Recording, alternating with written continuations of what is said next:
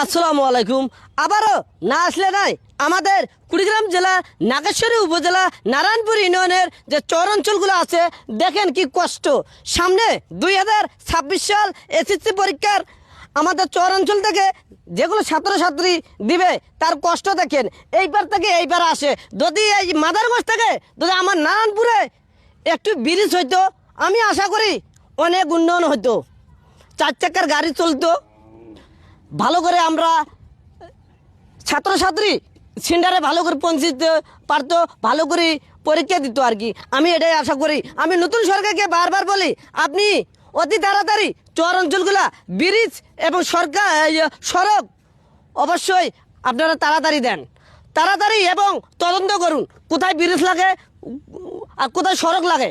এরকম হলে অনেক ভালো হবে। আশা করি। সবাইকে ধন্যবাদ।